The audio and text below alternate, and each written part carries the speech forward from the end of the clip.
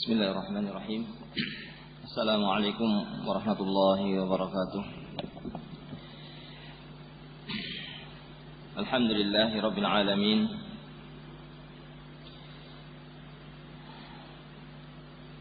Wal 'aqibatu lil muttaqin. Wala 'udwana illa 'alal zalimin. Wassalatu wassalamu 'alal mab'uts rahmatan lil alamin. نبينا محمد وعلى آله وأصحابه ومن تبعهم بإحسان إلى يوم الدين وسلم تسليما كثيرا. إخوانا في الدين وأخواتي في الله أعزني الله وإياكم. Alhamdulillah, kita bersyukur kepada Allah Subhanahu wa taala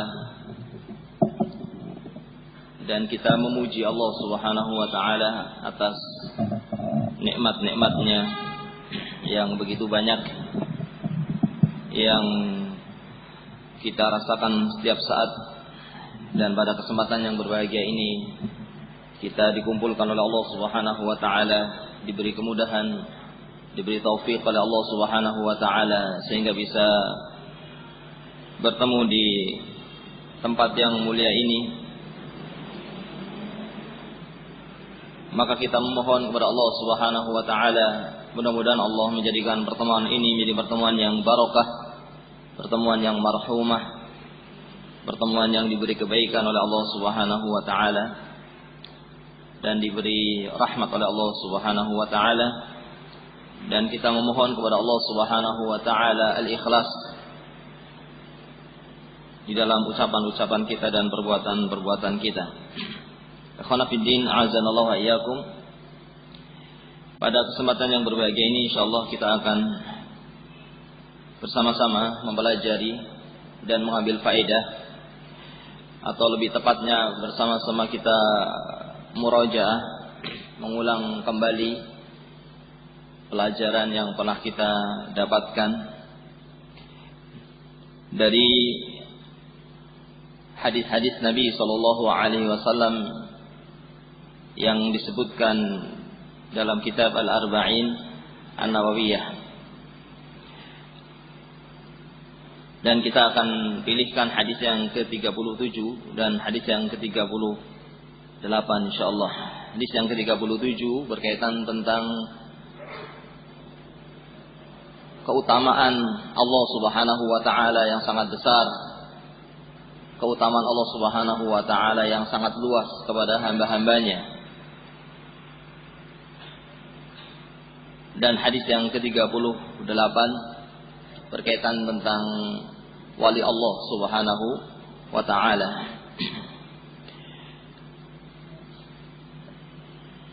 Dan kitab Al-Arba'in An-Nawawiyah adalah kitab yang semua hadirin ikhwah semuanya telah mengetahui kitab ini.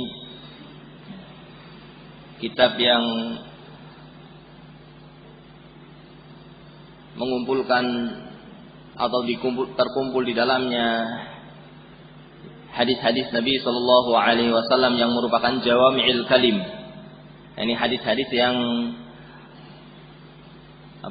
pendek, hadis-hadis yang ringkas tetapi padat maknanya, luas maknanya, syarat maknanya, yang dikumpulkan oleh Al-Imam An-Nawawi rahimahullahu taala. Dan kitab Al-Arba'un An-Nawawiyah, meskipun namanya Al-Arba'un, tapi isinya bukan 40 hadis. Isinya berapa? Isinya 42 hadis.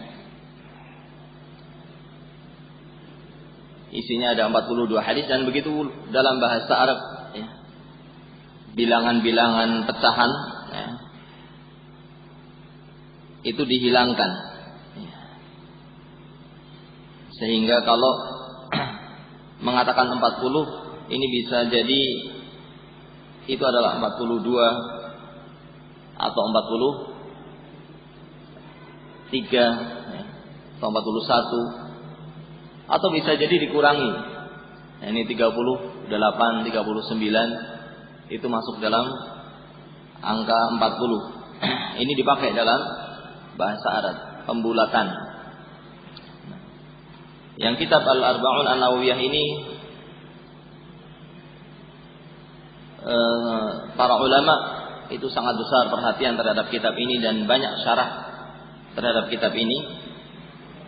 Dan yang paling lengkap atau paling luas diantaranya adalah kitab Jami'ul Ulum wal Hikam. Kitab Jami'ul Ulum wal Hikam yang ditulis oleh Al-Imam Ibn Rajab rahimahullahu ta'ala. Beliau mensyarah 42 hadis dalam kitab Al-Arba'in An-Nawawiyah ini, ditambah dengan 8 hadis. Jadi berapa? 50 hadis. Al-Arba'in An-Nawawiyah ditambah dengan 8 hadis, kemudian disyarah oleh Al-Imam Ibn Rajab dalam kitab Jami'ul Ulum wal Hikam. Dan para ulama menganjurkan kepada para penuntut ilmu untuk menghafalkan hadis-hadis yang ada dalam kitab Al-Arba'in An-Nawawiyah atau Al-Arba'un An-Nawawiyah. Para ulama menganjurkan kepada para penuntut ilmu untuk menghafalkannya, karena hadis-hadis yang ada dalam kitab Al-Arba'un An-Nawawiyah adalah hadis-hadis pilihan. Hadis-hadis pilihan dan membahas berbagai macam pembahasan dalam Islam, dalam agama kita. Sehingga dengan hafalnya hadis ini, maka insya Allah akan bisa menjawab berbagai macam permasalahan-permasalahan. Karena bukan dalam satu pembahasan, tetapi dalam berbagai macam pembahasan.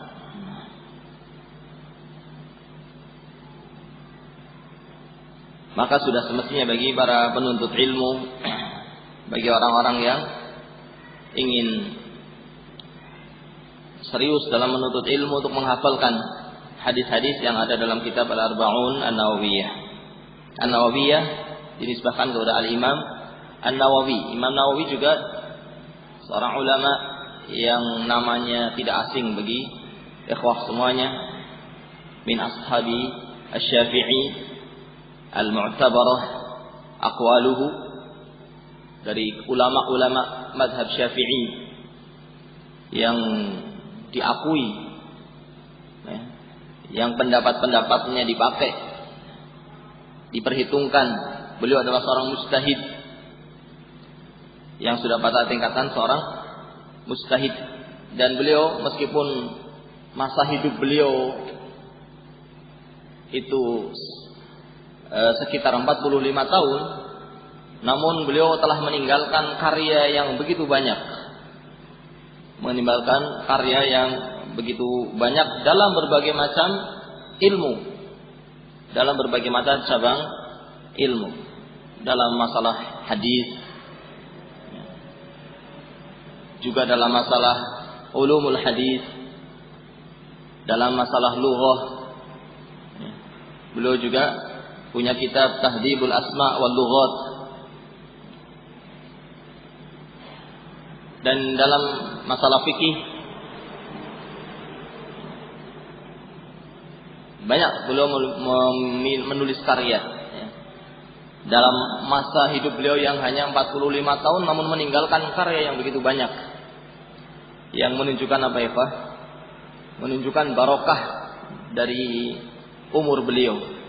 Allah berikan barokah dari umur beliau, sehingga dalam masa hidup yang pendek namun telah meninggalkan karya yang begitu banyak. Dan kitab-kitab beliau dikenal di seluruh penjuru dunia. Al-Arba'un An-Nawawiyah, apalagi kitab Riyadhus Shalihin, kitab yang tidak asing bagi seluruh kaum muslimin, yang diterima oleh kaum muslimin kitab ini. Yang ini wallahu taala alam diterang oleh para masyayikh, ini menunjukkan keikhlasan beliau dalam menulis karya-karyanya. Karena diterimanya sebuah karya, diterimanya oleh kaum muslimin sebuah muallafat atau sebuah karya, itu termasuk dari tanda-tanda keikhlasan penulisnya. Termasuk dari tanda-tanda keikhlasan penulisnya. Nah, ikhwan fillah azanallahu wa iyyakum, kita masuk pada hadis yang akan kita sampaikan, yaitu hadis yang ke-37 dari kitab Al-Arba'in An-Nawawiyah. Dan di hadapan saya ada kitab Jami'ul Ulum wal Hikam. Insyaallah kita akan mengambil faedah dari kitab ini. Berkata Al-Imam An-Nawawi rahimahullah, An Ibn Abbas radhiyallahu anhuma an Rasulillah sallallahu alaihi wasallam fima yarwihi an Rabbih tabaraka wa ta'ala qala inna Allah kataba al-hasanati was-sayyi'at thumma bayyana dhalik faman hamma bihasanatin falam ya'malha katabaha Allahu 'indahu hasanah kamilah fa in hamma biha fa'amilaha katabaha Allahu 'indahu 10 hasanat ila 700 dhi'fin aw ila ad'afin katsirah wa in hamma bisayyi'atin falam ya'malha katabaha Allahu 'indahu hasanah kamilah wa in hamma biha fa'amilaha katabaha Allahu sayyi'ah wahidah. Rawahul Bukhari wa Muslim fi sahihaihima bihadhil huruf. Nah, hadis ini dikeluarkan oleh Imam Bukhari dan oleh Imam Muslim, dan Al-Imam Ibnu Rajab Al-Hambali dalam kitab Jami'ul Ulum wal Hikam mengatakan wa fi hadzal ma'na ahadits muta'addidah. Hadis yang semakna dengan ini itu sangat banyak jumlahnya. Nah, ada yang disebutkan dalam Sahihain, ada yang disebutkan dalam Sahih Bukhari, Sahih Muslim, dan yang lainnya.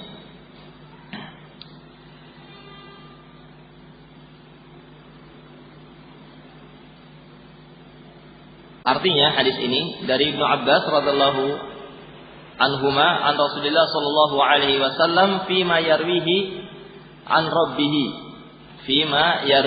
rabbih tabaraka wa ta'ala. Kalimat fima yarwihi an rabbih ini menunjukkan bahwa hadis ini hadis apa?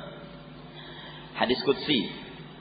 Menunjukkan bahwa hadis ini adalah hadis qudsi. Ini adalah salah satu sighah dari sighah hadis qudsi. Nah, hadis qudsi itu memiliki dua sighah. Ada dua bentuk, dua lafaz, ya. Yaitu yang disebutkan dalam hadis ini fima yarwihi an rabbihi, atau apa? Langsung qala Allahu azza wa jalla, atau yaqulullahu azza wa jalla, begitu. Dari Nabi sallallahu alaihi wasallam qala Allahu azza wa jalla, atau dari Nabi sallallahu alaihi wasallam fima yarwihi an rabbih tabaraka wa ta'ala. Ini hadis qudsi.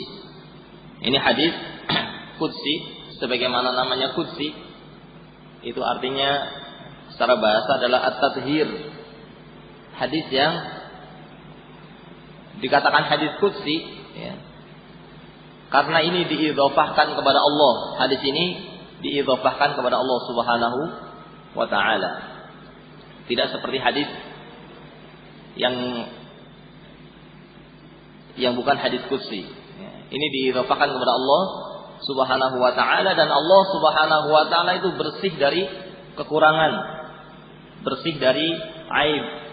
Allah itu sempurna. Oleh karena itu dikatakan dengan hadis qudsi.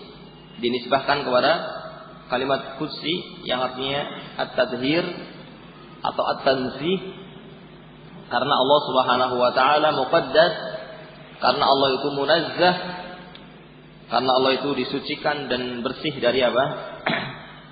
Dari sifat-sifat an sifatin naqs, dari sifat-sifat kekurangan. Ini hadis qudsi. Apa bedanya dengan hadis biasa? Kalau hadis qudsi ini dinisbahkan kepada Allah Subhanahu wa taala. Sehingga dhamir tahu dhamir apa tidak? Dhamirnya kata ganti ya, barangkali. Kata gantinya itu yang ada dalam hadis qudsi itu kembalinya kepada siapa? Kepada Allah Subhanahu wa taala. Misalnya dalam hadis qudsi misalnya disebutkan inni haramtu zulma 'ala nafsi misalnya. Ya ibadi inni haramtu az-zulma 'ala nafsi misalnya. Kalimat ya ibadi, wahai hamba-hambaku, kalimatku kembali kepada siapa? Kepada Allah Subhanahu wa taala. Ini namanya hadis qudsi. Yani dhamir yang ada dalam hadis tadi, kata ganti yang ada pada hadis tadi itu kembalinya kepada Allah. Ini hadis qudsi. Inni haramtu, saya haramkan. Siapa saya di sini?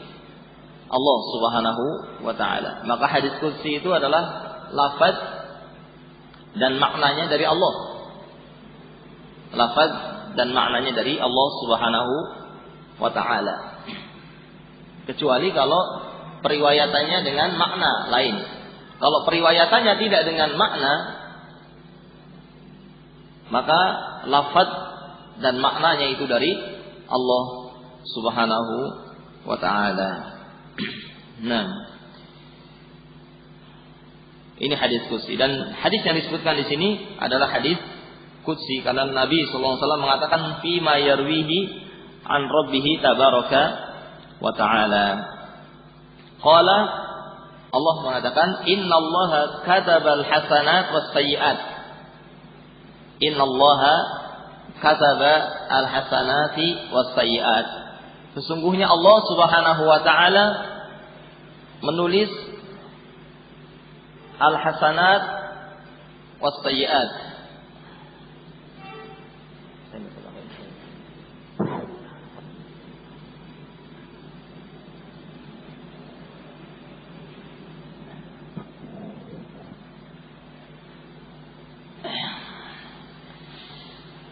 Innallaha kataba al-hasanat was-sayyi'at. Apa artinya?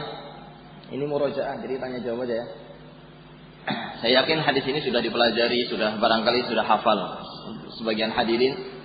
Nah, apa artinya innallaha kataba al-hasanat was-sayyi'at? Saya mau tahu.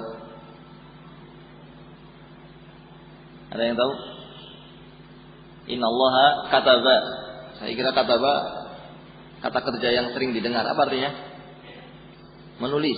Nah, innallaha kataba, sesungguhnya Allah menulis al-hasanat wa as-sayyi'at. Allah menulis al-hasanat dan Allah menulis as-sayyi'at.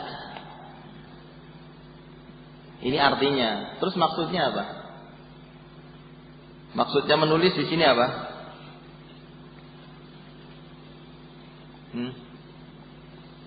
Apa maksudnya menulis? Apakah artinya Allah menulis di Lauh Mahfuz? Ataukah maknanya Allah menulis di sini artinya Allah memerintahkan kepada malaikatnya untuk menulis al-hasanat was sayyi'at? Yang mana ini? Allah menulis al-hasanat was sayyi'at. Al-hasanat adalah kebaikan-kebaikan, as-sayyi'at adalah apa? Kejelekan-kejelekan. Allah menulis kebaikan-kebaikan dan Allah menulis kejelekan-kejelekan. Maksud daripada menulis di sini, apakah Allah menulis yang artinya di Lauh Al-Mahfuz? Allah tulis kebaikan-kebaikan dan kejelekan-kejelekan yang dilakukan oleh manusia. Apakah ini yang dimaksud? Ataukah yang dimaksud Allah menulis artinya Allah memerintahkan kepada malaikat untuk menulis kebaikan-kebaikan dan kejelekan-kejelekan yang dilakukan oleh manusia. Yang mana? Yang mana ya, Pak? Cukup dah. Ada yang mau jawab? Yang mana kira-kira? Nah, diterang oleh para ulama bisa mengandung kedua makna ini. Bisa mengandung kedua makna ini. Allah menulis artinya Allah telah menulis semua ketetapan-ketetapan takdir telah ditulis, dan di dalamnya adalah Allah tulis juga kebaikan-kebaikan yang dilakukan oleh apa? Hamba-hambanya, dan kejelekan-kejelekan yang dilakukan oleh hamba-hambanya, dan balasan Allah terhadap perbuatan kebaikan dan perbuatan kejelekan yang dilakukan oleh hambanya. Ini maknanya bisa, makna ini. Bisa pula maknanya adalah makna yang mana? Makna yang kedua, Allah menulis artinya Allah memerintahkan malaikatnya untuk menulis. Sebagaimana disebutkan dalam firman Allah Subhanahu wa taala, "Wa ma yalfidhu min qaulin illa ladaihi raqibun atid." Tidak ada satu ucapan yang keluar kecuali ditulis oleh siapa? Oleh malaikat. Malaikat siapa? Siapa nama malaikat ini yang menulis? Hah? Siapa nama malaikat yang menulis? Cuma bergerak bibirnya, nggak ada suara. Ya, orang menyebutnya malaikat raqib, malaikat atid. Yang benar itu bukan nama, itu sifatnya. Malaikat ini, kedua malaikat ini memiliki sifat raqib dan atid. Memiliki sifat raqib yang selalu mengawasi, atid yang tidak pernah pergi, terus bersama dengan orang. Jadi Allah telah mengutus pada setiap orang dua malaikat. Allah telah mengutus pada setiap orang dua malaikat untuk menulis semuanya, ucapan-ucapan. Bahkan para ulama mengatakan semua ucapan yang keluar dari mulut dan semua perbuatan yang dilakukan oleh manusia tanpa terkecuali dicatat. Meskipun nanti ketika dihisab tidak semuanya dihisab. Karena perbuatan itu ada perbuatan yang baik, ada perbuatan yang apa? Maksiat, ada juga perbuatan yang bukan amal soleh dan bukan maksiat. Ada perbuatan yang mubah. Yang mubah ini tentu tidak dihisab karena tidak bernilai sebagai apa? Tidak bernilai sebagai ibadah dan tidak bernilai sebagai apa? Sebagai kesalahan, sebagai dosa. Kecuali kalau dia niatkan dalam rangka mendekatkan diri kepada Allah Subhanahu wa taala, maka yang mubah ini bisa bernilai ibadah. Tapi asalnya dia adalah sesuatu yang mubah, sehingga tidak dihisab. Kalau penulisan semuanya ditulis, tapi kalau dihisab, penghisaban itu yang baik dan yang jelek akan dihisab. Maka memiliki dua makna penulisan ini, memiliki dua makna. Kalau makna pertama, apa tadi yang pertama? Allah telah menulis, berarti penulisannya sudah selesai. Penulisannya di mana? Di Lauh Mahfuz. Allah telah menulis semuanya. Perbuatan-perbuatan baik yang akan dilakukan oleh orang, perbuatan jelek yang akan dilakukan oleh orang, itu semuanya sudah ditulis. Semuanya sudah ditulis oleh Allah Subhanahu wa ta'ala. Orang ini akan berbuat baik, orang ini akan berbuat jelek, sudah ditulis oleh Allah Subhanahu wa ta'ala. Nah, orang ini akan menjadi ahlul nar atau orang ini akan menjadi ahlul jannah, itu sudah ditulis oleh Allah Subhanahu wa ta'ala. Dengan makna yang pertama ini, apakah berarti kemudian kita mengatakan apa? Apakah berarti orang yang berbuat maksiat kemudian ya sudahlah, sudah ditulis semuanya, kalau saya berbuat maksiat itu sudah ditetapkan oleh Allah Subhanahu wa taala. Apakah begitu? Apakah kalau begitu menjadi hujjah bagi orang yang berbuat maksiat? Orang yang berbuat maksiat kemudian berhujjah bahwasanya saya berbuat maksiat ini sudah ditulis oleh Allah Subhanahu wa taala. Bukan kesalahan saya ini. Ini sudah ditulis oleh Allah Subhanahu wa taala. Apakah bisa dijadikan hujjah? Bagaimana jawabannya? Tidak bisa. Tidak boleh orang berhujjah dengan takdir bahwasanya telah ditulis oleh Allah dari perbuatan maksiat yang dia lakukan. Ini tidak boleh dia berhujjah dengan itu. Kenapa demikian? Karena ini bertentangan dengan nas atau bertentangan dengan dalil. Dan ini bertentangan juga dengan akal. Bertentangan dengan dalil karena disebutkan dalam hadis Nabi sallallahu alaihi wasallam, "Ma minkum min ahadin illa kutiba maq'aduhu fil jannah wan nar." Tidaklah salah seorang di antara kalian kecuali telah ditulis tempatnya nanti, apakah di al-jannah atau di nar, di surga atau di neraka, sudah ditulis. Maka kemudian para sahabat mengatakan kepada Rasulullah, qalu ya Rasulullah, afala nada'ul amal? Kalau begitu apakah berarti kita sudah tidak usah berusaha, tidak usah beramal? Nattaqil 'alal kitab. Apakah kalau begitu kita bersandar saja ya Rasulullah? Sudah kita pasrah saja, sudah semuanya sudah ditulis, semuanya sudah ditetapkan. Apakah kita pasrah saja? Boleh pasrah saja beralasan dengan takdir, berbuat maksiat kemudian sudah ditulis ini. Ketika disuruh, ayo kamu sholat, saya sudah ditulis nggak sholat, dia nggak sholat, nggak mau sholat. Berbuat mencuri, maksiat mencuri misalnya. Kemudian apa? Dia mengatakan, saya mencuri ini sudah ditakdirkan oleh Allah Subhanahu wa taala. Boleh seperti itu? Tidak boleh kita beralasan dengan takdir, tidak boleh kita pasrah, sudah ditulis semuanya tinggal kita pasrah saja. Tidak boleh seperti itu karena Nabi sallallahu alaihi wasallam ketika ditanya oleh para sahabatnya, "Ya Rasulullah, afala nada'ul amal nattaqil ila atau nattaqil 'alal kitab?" Kita tinggalkan beramal, kita sandarkan saja dengan apa yang telah ditulis oleh Allah Subhanahu wa taala. Nabi mengatakan apa? La, jangan, tidak boleh. Nabi kemudian mengatakan, "I'malu, beramallah. Beramallah kalian. Fakullun muyassarun lima khuliqa lahu." Setiap orang itu akan dimudahkan sesuai dengan penciptaannya. Nah, maka tidak boleh seseorang itu kemudian bersandar dengan apa yang telah ditulis oleh Allah Subhanahu. Memang sudah ditulis. Allah mengatakan bahwasanya Allah telah menulis semuanya. Al-hasanat was sayyi'at. Kebaikan-kebaikan, kejelekan-kejelekan, balasannya, bagaimana kebaikan tadi telah ditulis oleh Allah Subhanahu wa taala. Semuanya. Tapi tidak boleh kemudian seorang itu pasrah dengan apa yang sudah tertulis. Nah, Nabi mengatakan, "I'malu fakullun muyassarun lima khuliqa lahu." Nah, beramallah kalian, setiap orang itu akan dimudahkan sesuai dengan penciptaannya. Orang yang akan menjadi ahli surga akan dimudahkan sesuai penciptaannya. Akan dimudahkan untuk apa? Akan dimudahkan untuk beramal soleh sesuai dengan penciptaannya.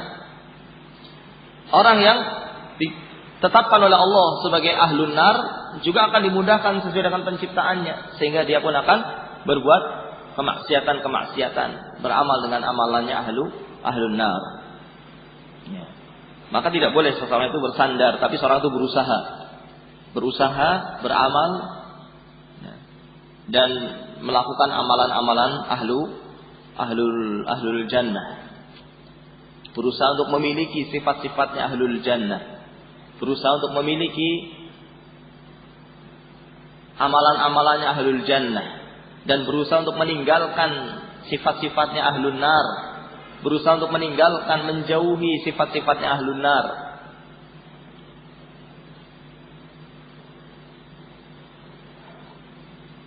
Ini yang diperintahkan oleh Rasulullah SAW. Jangan bersandar dengan catatan. Memang sudah ditulis, tapi jangan sudah pasrah saja, sudah ditulis semuanya. Ahlul nar sudah ditetapkan, ahlul jannah sudah ditetapkan. Tetapi Nabi mengatakan i'malu, beramal, memiliki sifatnya ahlul jannah, jauhi sifatnya ahlul nar. Sifatnya ahlul jannah itu apa? Sifatnya ahlul nar itu apa? Disebutkan dalam surat yang sudah kita hafal semuanya insyaallah. Sifatnya ahlul nar disebutkan diantaranya dalam firman Allah Subhanahu wa taala, "Fa amma man tagha wa atharal hayatad dunya fa innal jahima hiyal ma'wa wa amma man khafa maqama rabbih wa nahan nafsa 'anil hawa fa innal jannata hiyal ma'wa. Adapun orang-orang yang melampaui batas dan mendahulukan dunia dari akhiratnya, melampaui batas, melanggar batas-batas syariat Allah Subhanahu wa taala. Atau dia mendahulukan dunia dari akhiratnya, maka ini sifatnya siapa? Sifatnya ahlun nar. Fa innal jahima hiyal ma'wa. Maka nerakalah tempat tinggalnya. Maka jauhi sifat ini. Sifat apa tadi? Togho, melampaui batas, melanggar syariat Allah Subhanahu wa taala. Wa asaral hayatad dunya, mendahulukan apa? Dunia dari akhiratnya. Tidak peduli dalam mencari rezeki dunianya, dengan tidak peduli dengan memperhatikan halal atau haramnya. Ini sifatnya ahlun nar yang harus kita jauhi. Dan kita berusaha untuk memiliki sifat ahlul jannah, yaitu apa? Wa amma man khafa maqama rabbih wa nahan nafsa 'anil hawa. Takut, khafa maqama rabbih. Apa artinya? Takut nanti saat berada di hadapan Allah. Takut pada saat nanti akan berdiri di hadapan Allah Subhanahu wa taala. Takut akan saatnya nanti akan dimintai pertanggungan jawabannya oleh Allah Subhanahu wa taala. Khafa maqama rabbih wa nahan nafsa 'anil hawa, dan menahan hawa nafsu, tidak menuruti hawa nafsu. Fa innal jannata hiyal ma'wa, maka tempat tinggalnya adalah di surga. Ini yang kita lakukan, berusaha untuk memiliki sifatnya ahlul jannah dan menjauhi sifat-sifatnya ahlun nar. Tidak boleh kemudian apa? Pasrah dengan apa yang telah ditulis oleh Allah Subhanahu wa taala. Kenapa? Karena melanggar perintah Rasulullah sallallahu alaihi wasallam. Rasulullah memerintahkan kepada kita, i'malu, beramalah kalian, fa inna kullu minkum muyassarun lima khuliqa lahu, atau kama qala sallallahu alaihi wasallam. Nah. I'malu fa kullun muyassarun lima khuliqa lahu. Beramalah kalian, beramal. Setiap orang itu akan dimudahkan sesuai dengan penciptaannya. Orang yang ingin menjadi ahlul jannah, maka dia beramal dengan amalannya ahlul jannah, memiliki sifatnya ahlul jannah. Dan orang yang akan menjadi ahlul nar, maka dia akan beramal dengan amalannya ahlul nar. Nas'alullah as-salamah. Jadi kalau pasrah dengan tulisan itu tidak boleh. Pasrah dengan apa yang telah ditetapkan oleh Allah, yang ditulis oleh Allah, itu tidak diperbolehkan, bertentangan dengan perintah Rasulullah sallallahu alaihi wasallam. Begitu pula secara akal. Secara akal tidak diterima. Ya. Secara akal tidak diterima. Bagaimana seseorang itu kemudian mengatakan, saya bermaksiat ini kan sudah ditetapkan oleh Allah. Nah, kemudian dia pasrah. Seakan-akan itu bukan kesalahan dirinya. Ini tidak boleh seperti ini. Kenapa? Karena Allah telah mengutus utusannya. Allah telah menurunkan kitab-kitabnya. Allah telah menegakkan hujjah. Jadi kalau ada orang yang berbuat maksiat, itu kesalahan siapa? Kesalahan orang tadi. Allah telah menurunkan Rasulnya, memberitahu ini amalan yang diharamkan oleh Allah. Ini amalan yang akan menyebabkan kemurkaan Allah, yang akan menyebabkan pelakunya masuk ke dalam an-nar. Kenapa dia melakukannya? Allah telah menurunkan hujjahnya, Allah telah menurunkan kitabnya, Allah telah menurunkan utusannya, dan telah menerangkan mana yang benar, mana yang salah. Dan dia, orang yang berbuat maksiat ini, apakah sudah tahu bahwa dirinya ditulis sebagai ahlul ma'asi? Dia tidak tahu. Bagaimana kemudian dia berhujjah apa? saya sudah ditetapkan sebagai ahlul ma'asi setelah berbuat maksiat. Kemudian dia mengatakan saya itu berbuat ini karena sudah ditulis. Bagaimana dia berhujjah dengan sesuatu yang dia tidak tahu? Apakah dia tahu sebelum berbuat maksiat bahwa dirinya itu ditulis sebagai orang yang berbuat maksiat? Kenapa dia tidak memilih berbuat amal soleh, berbuat ketaatan, kemudian dia mengatakan aku telah ditulis oleh Allah sebagai orang yang berbuat ketaatan? Kenapa tidak milih yang kedua, tapi milih saya sudah berbuat maksiat karena sudah ditulis oleh Allah Subhanahu wa ta'ala? Tentunya orang yang menginginkan kebaikan, seorang yang menginginkan diselamatkan dari siksa api neraka, tentunya dia akan berusaha untuk mengamalkan dan memiliki sifat-sifat ahlul jannah, meskipun telah ditulis oleh Allah Subhanahu wa ta'ala semuanya, siapa yang akan menjadi ahlul jannah, siapa yang akan menjadi ahlul nar. Namun demikian tidak boleh kemudian seorang itu bersandar kepada catatan amalan atau kepada catatan yang telah kepada tulisan yang telah ditetapkan oleh Allah Subhanahu wa ta'ala. Ini makna yang pertama, bahwa Allah telah menulis di Lauh Mahfuz. Makna yang kedua apa? Makna yang kedua bahwasanya Allah memerintahkan kepada malaikat untuk menulis kebaikan-kebaikan yang dilakukan oleh hamba dan menulis kejelekan-kejelekan yang dilakukan oleh hamba. Sebagaimana ayat yang tadi kita baca, wa may yalfidu min qaulin illa ladaihi raqibun atid. Tidak ada satu ucapan pun kecuali di sana ada malaikat yang terus mengawasi. Ada malaikat yang terus dekat dengan dia dan mengawasinya. Tidak ada yang terluput kecuali ditulis semuanya. Semuanya ditulis oleh malaikat. Ini makna yang kedua. Dari makna yang kedua ini semestinya kita menjadi orang yang apa? Berhati-hati dalam berucap, berhati-hati dalam berbuat. Karena apa yang kita lakukan semuanya apa? Semuanya tertulis dan akan dimintai pertanggungjawaban di hadapan Allah Subhanahu wa taala, dan akan diperlihatkan catatan amal nanti. Akan diperlihatkan pada hari kiamat nanti. Sebutkan dalam firman Allah Subhanahu wa taala, "Iqra kitabak kafa bi nafsika al-yawma 'alaika hasiba." Iqra kitabak. Baca catatan amalmu ini, baca. Cukuplah engkau menghisab dirimu pada hari ini. Ini seseorang nanti akan melihat catatan amalannya. Sehingga seorang nanti di hari akhir akan teringat semuanya. Semua yang dia lakukan di dunia akan teringat semuanya. Karena akan diperlihatkan catatannya.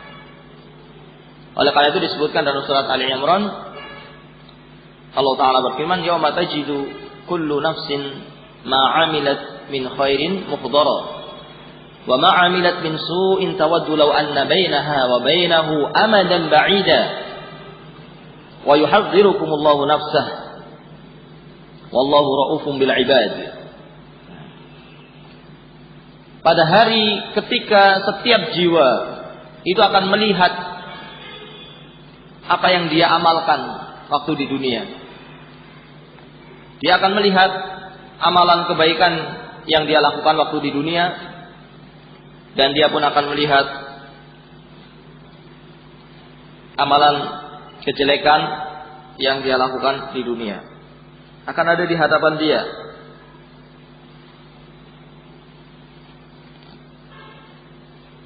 Amalan-amalan yang dia lakukan akan berada di hadapan dia.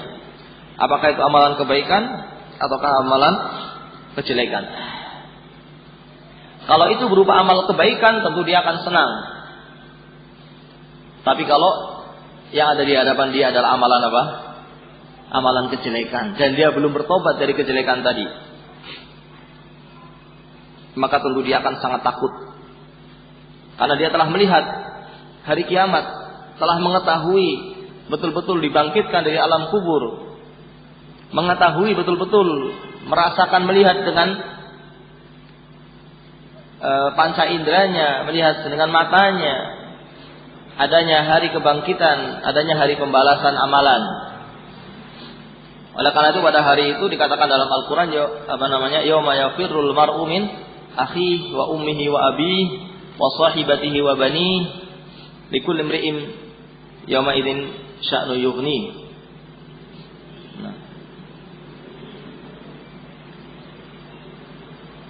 pada hari kiamat nanti seseorang akan lari dari saudaranya, lari dari ibunya, dari bapaknya, dari istrinya, lari, tidak ingin diganggu. Tidak ingin dia diganggu oleh siapapun. Karena urusannya sangat genting. Urusannya berkaitan dia akan selamat atau tidak selamat dari api neraka. Dia akan diampuni apa tidak oleh Allah Subhanahu wa taala. Maka dia tidak ingin diganggu, dia ingin menyelesaikan urusan dia, tidak ingin diganggu.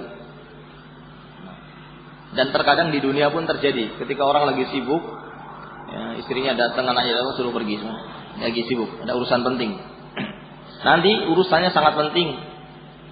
Dan semuanya dalam keadaan takut luar biasa digambarkan oleh Nabi. Bahwasanya nanti pada hari kiamat itu manusia akan dikumpulkan dalam keadaan khufatan, uratan, ghurla. Dalam keadaan khufatan tidak pakai alas kaki, dalam keadaan uratan tidak pakai baju, dalam keadaan ghurla tidak disunat, tidak dikhitan. Dan ini khitan yang sekarang dipotong, yang sudah dipotong itu akan kembali. Yang antum sekarang nggak tahu di mana, nanti akan kembali lagi. Istri Nabi Shallallahu Alaihi Wasallam melihat atau mendengar Nabi Shallallahu Alaihi Wasallam menyebutkan kejadian pada hari kiamat, mengatakan, ya Rasulullah, an-nas ba'dhum yanzuruna ila ba'd. Atau kama qalat radhiyallahu anha. Istri Nabi mengatakan, kalau begitu ya Rasulullah, seorang akan melihat pada orang lain, akan melihat aurat orang lain. Nabi kemudian menyatakan bahwasanya perkaranya lebih dahsyat daripada itu. Perkaranya sangat dahsyat sampai orang tidak lagi terpikir untuk melihat orang yang telanjang. Nah, ini menunjukkan betapa mengerikannya keadaan pada hari kiamat nanti. Ikhwan fillah azanallahu iyyakum, maka pencatatan amalan ini yang dilakukan oleh malaikat atas perintah Allah Subhanahu wa taala ini semestinya memberikan peringatan kepada kita untuk kita senantiasa berhati-hati dalam berucap, berhati-hati dalam berbuat, ya, karena semuanya akan dicatat dan nanti akan dimintai pertanggungjawaban di sisi Allah Subhanahu wa taala. Kemudian, fa nafidin azzalallahu wa iyyakum, Allah mengatakan summa bayyana dzalik, kemudian Allah menjelaskan. Allah menjelaskan tentang bagaimana pencatatan amalan tersebut. Bagaimana pencatatan amalannya? Faman hamma bihasanatin falam ya'malha katabaha Allahu 'indahu hasanah kamilah. Barang siapa yang telah berkeinginan kuat,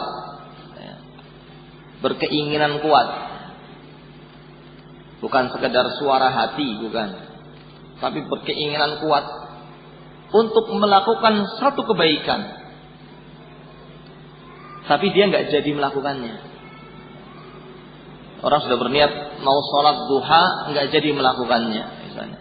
Orang berniat untuk melakukan satu kebaikan, ya, kemudian tiba-tiba muncul malas, nggak jadi melakukannya. Tapi sudah betul-betul berniat tadinya, bukan suara hati saja. Betul-betul dia mau sholat malam, misalnya, atau mau sholat duha, atau mau melakukan ini. Terus muncul malas, nggak jadi. Atau kemudian datang tamu, akhirnya dia nggak jadi melakukannya. Bagaimana penulisannya? Orang yang telah berkeinginan kuat untuk melakukan satu kebaikan, tapi dia tidak melakukannya, tidak jadi melakukannya. Penulisannya bagaimana? Dia ditulis sebagai orang yang berbuat baik atau tidak? Di sini dikatakan katabahallahu 'indahu hasanah kamilah. Allah menulis dia sebagai orang yang berbuat kebaikan dengan sempurna. Allah menulis dia sebagai orang yang berbuat apa? Kebaikan dengan sempurna. Ini yang pertama. Berkaitan dengan penulisan. Setelah disebutkan secara global bahwa Allah menulis, Allah memerintahkan malaikatnya untuk menulis semua kebaikan-kebaikan dan kejelekan-kejelekan yang dilakukan oleh manusia. kemudian setelah itu menyebutkan dengan rinci. Ini juga salah satu cara, metode untuk menyampaikan suatu pembahasan. Disebutkan dulu secara global, kemudian setelah itu baru dirinci. Ini cara yang bagus dan ini dicontohkan oleh Nabi atau disebutkan dalam hadis-hadis Nabi Shallallahu Alaihi Wasallam. Nah, maka Nabi di sini atau di dalam hadis ini disebutkan bahwa Allah menulis menulis kebaikan-kebaikan dan kejelekan-kejelekan, setelah itu memperinci bagaimana penulisannya. Apabila seorang berkeinginan berbuat baik dan dia tidak jadi melakukannya, maka ditulis sebagai apa?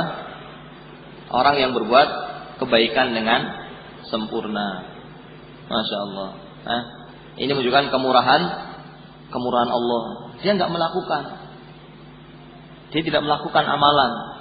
Tapi karena dia punya niat dan keinginan yang kuat untuk melakukan suatu kebaikan, meskipun tidak jadi melakukannya, namun ditulis sebagai orang yang apa? Berbuat kebaikan dengan sempurna. Paham itu? Nah, penulisan yang kedua bagaimana? Penulisan yang kedua, wa in hamma biha fa'amilaha. Kalau dia telah berniat kuat untuk melakukan satu kebaikan dan dia kemudian mengamalkannya, penulisannya bagaimana? Bagaimana ya? Kira-kira bagaimana penulisannya? Kalau tadi tidak jadi ditulis sebagai satu kebaikan sempurna. Kalau jadi melakukannya, dilipatkan berapa?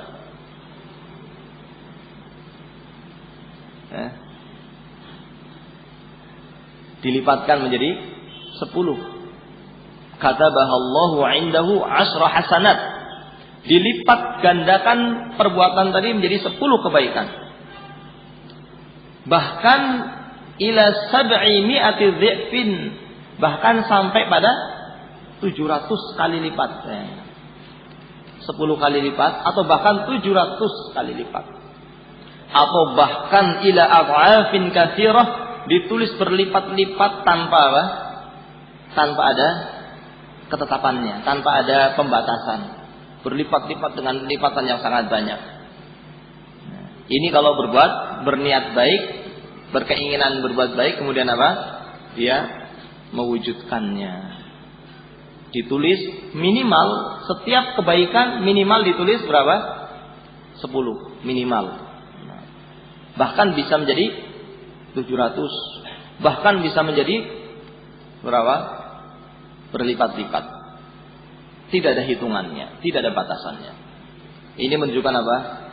Kemurahan Allah Subhanahu wa taala. Menunjukkan keutamaan Allah Subhanahu wa taala yang sangat luas kepada hamba-hambanya. Nah, ini penulisan apa ini? Penulisan kebaikan. Sekarang bagaimana dengan kejelekan? Fa in hamma bisayyi'atin falam ya'malha. Apabila seorang itu berniat jelek, berkeinginan untuk berbuat jelek, berkeinginan kuat untuk apa? Berkeinginan kuat ingin berbuat jelek, ingin berbuat maksiat. Kemudian apa? Falam ya'malha, tapi tidak jadi, nggak jadi melakukannya. Nah, ini penulisannya bagaimana? Bagaimana? Yang depan ini.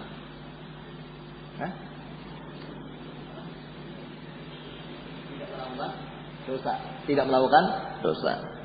Allah lebih baik daripada yang antum sangka. Lebih baik daripada yang antum sangka. Bukan tidak ditulis dosa, ditulis sebagai orang yang berbuat kebaikan dengan sempurna. Tapi ini bukan anjuran berniat jelek. Anjuran untuk mengubah. Ya. Jangan menjalankan niat jelek. Tapi orang pasti, orang yang namanya manusia pasti apa? Punya niat jelek. Kullu bani Adam khata'. Nah, setiap orang itu berbuat kesalahan, punya niat-niat jelek. Tapi kalau dia membatalkan niat jeleknya tadi, Cuma nanti di sini ada perincian. Nanti ada perincian. Tidak semuanya. Tidak semua orang yang meninggalkan keinginan jeleknya itu dapat satu kebaikan. Nanti ada perinciannya. Ini kita sedang menerjemahkan dulu. Kalau orang itu berniat jelek kemudian dia tidak jadi, berkeinginan kuat untuk berbuat jelek dan dia tidak jadi melakukannya, ditulis sebagai apa? Orang yang berbuat kebaikan dengan sempurna.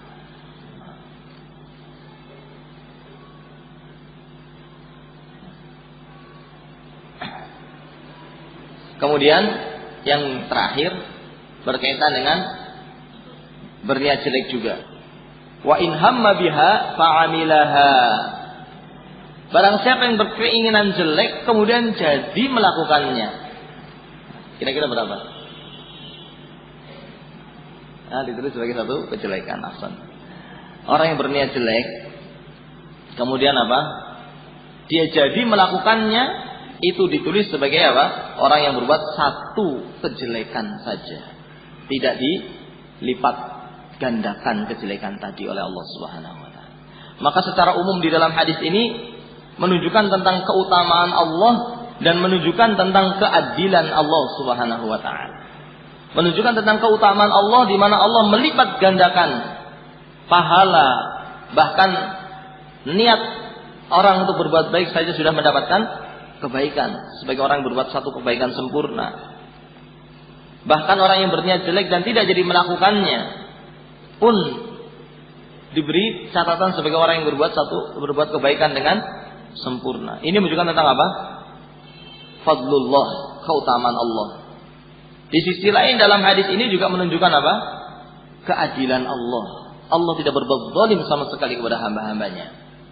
Satu kejelekan ditulis sebagai satu kejelekan. Orang yang berniat jelek kemudian dia melakukannya ditulis sebagai satu kejelekan. Nah, ikhwana fiddin, a'adzanallahu wa iyyakum. Ini apa namanya? Terjemahan dari hadis ini. Dan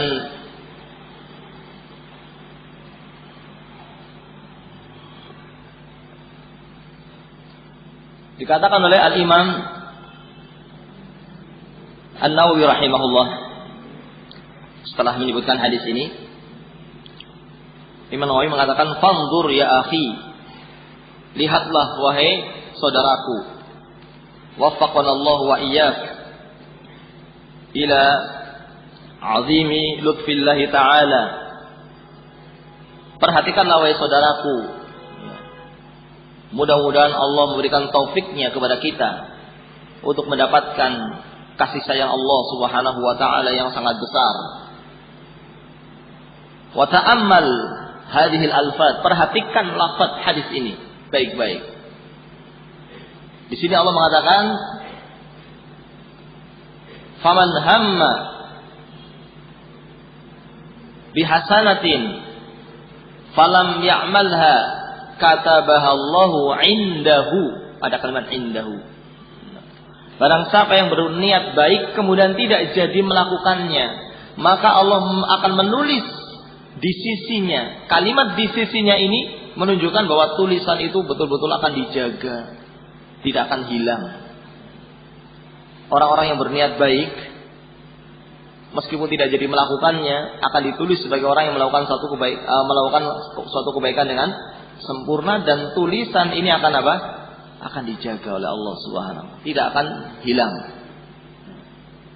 Maka di sini mendorong kita untuk apa? Bercita-cita yang baik, punya keinginan-keinginan yang baik. Tapi yang betul-betul, bukan cuma suara hati, bukan cuma angan-angan, bukan. Allah yang Maha tahu siapa yang sungguh-sungguh dan siapa yang tidak. Betul-betul punya keinginan yang kuat. Bercita-cita yang tinggi. Seperti pengen jadi apa ya, Pak? Cita-cita yang tinggi itu apa? Seperti apa? Hah? Pengen jadi apa? Pengen jadi ulama apa tidak?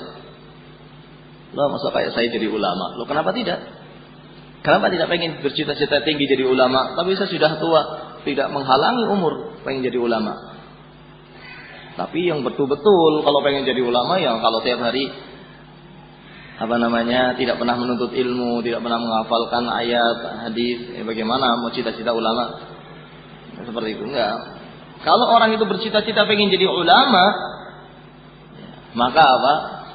Ditulis. Apa tidak? Ditulis sebagai orang telah melakukan suatu kebaikan seperti ulama, kebaikan yang besar. Nah, apa tidak sampai ke situ cita-citanya? Nah, ini punya cita-cita yang tinggi. Begitu pula anak-anak kita. Kita dorong untuk menjadi ulama.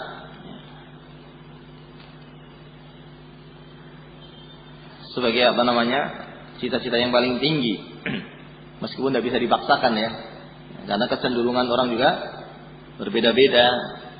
Dan Allah memberikan mauhibah, memberikan kepada setiap orang berbeda-beda kemampuan, berbeda-beda kesukaan, kegemaran ya.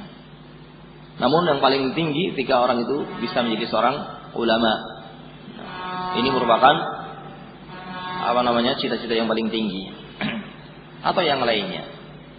Di sini ditulis dengan kalimat indahu, Allah tulis di sisinya dan tidak akan Allah hilangkan tulisan tadi. Dia akan melihat catatan baiknya nanti di hari kiamat nanti.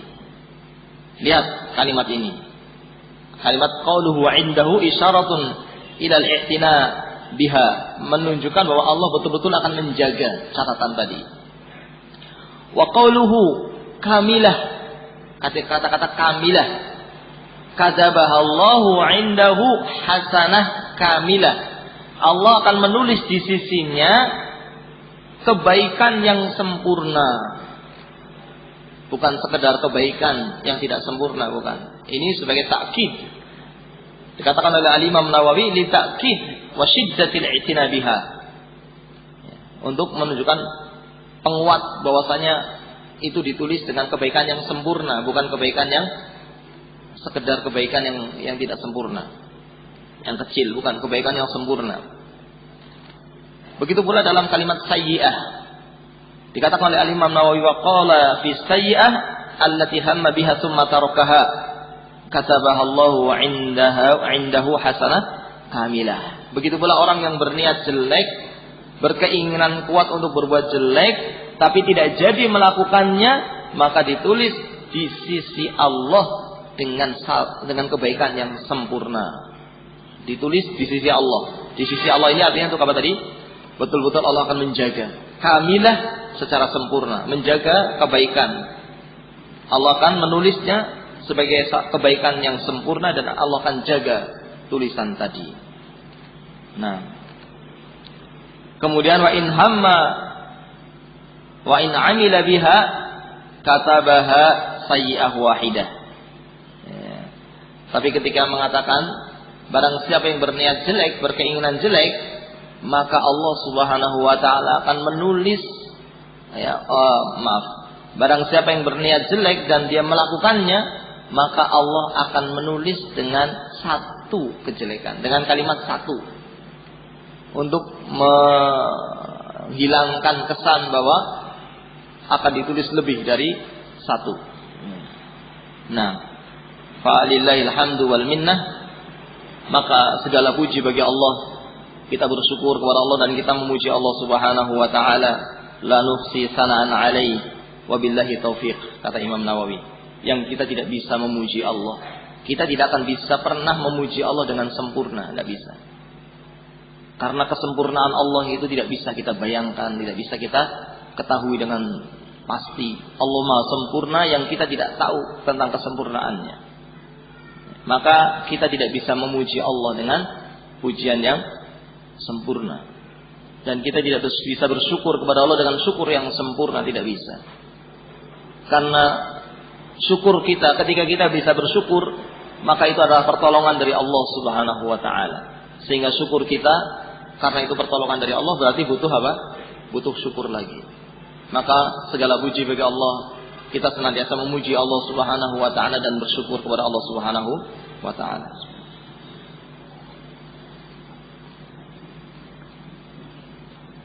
Baik.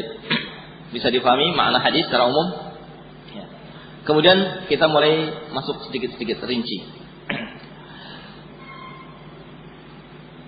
Di sini Allah Subhanahu wa taala menyebutkan innallaha kataba al-hasanat was sayyi'at. Allah menulis kebaikan dan kejelekan. Di antara maknanya Allah apa? Memerintahkan malaikat.